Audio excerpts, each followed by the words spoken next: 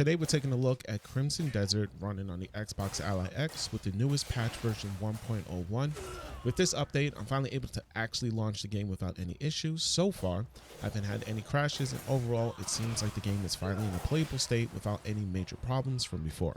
I'll be going over gameplay performance so you know what to expect, along with the settings I'm using. And if you enjoy handheld performance tests like this and want to see more, definitely make sure to go ahead and subscribe, like the video. Now let's get into it. My settings, I'm running the game at full screen 900p. Upscaling is set to AMD FSR4 with the preset set to balance.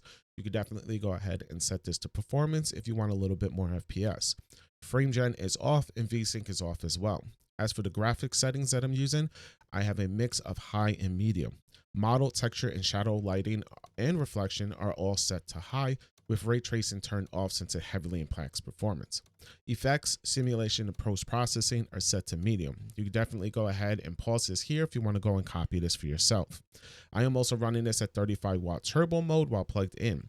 You could definitely go ahead and do 25 watts if needed if you're not plugged in, but you will see some more dips, sometimes going below 30 FPS. If that's the case, set balance to performance. In terms of visual, the game looks noticeably better after this update. There's less glitching, less smearing, and overall it feels smoother.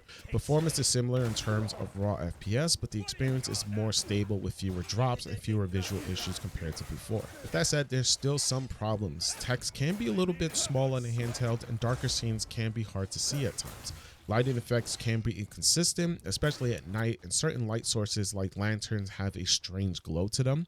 Nighttime in general is where the game looks the weakest and with more noticeable smearing compared to daytime. Even with that, the game is still playable. Combat at night can be a little bit harder to see, but it works. If needed, you could go ahead and increase your brightness to help with visibility. Now for the AMD FSR4 mod. It's pretty simple. To install it, just go to your game library, find Crimson Desert, click on the three dots, then go to Manage.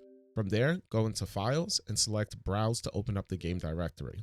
You'll likely need to go ahead and switch to desktop mode to do this, so you can either go and swipe up from the bottom of the screen and go into Windows Desktop, or hold down on the Xbox button, go over to the cogwheel and exit full screen experience. So once this window is open, you could go ahead and go to the Crimson Desert folder, then go into the Contents folder. So while recording, I realized not everybody's going to have Crimson Desert through Xbox. So if you happen to have it on Steam, go to your Start menu when you're on the desktop and look for File Explorer.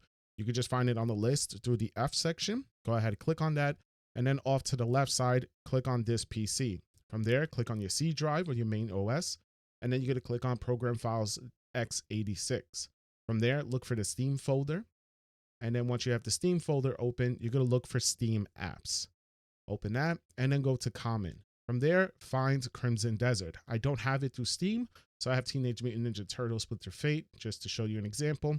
And then in here is where you're going to drag and drop that file. Once you're on the desktop mode, just go ahead and minimize everything. Go to your web browser of choice. I'm using Chrome for this instance, and we need to go ahead and download the FSR4 mod.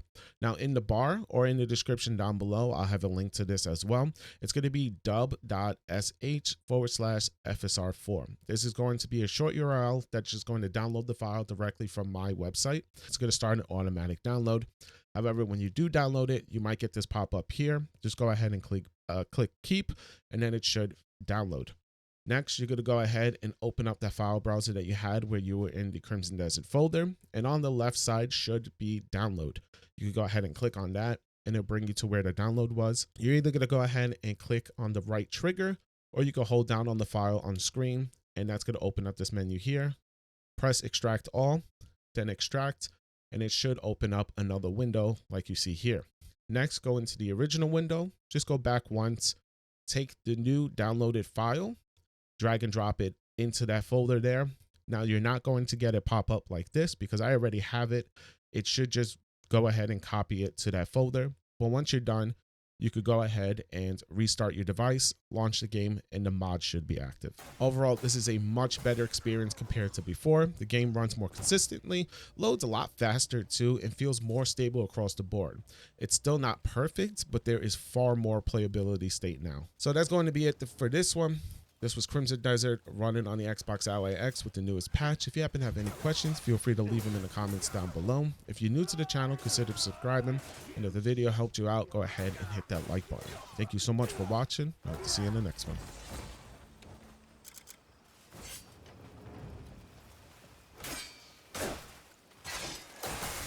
I'm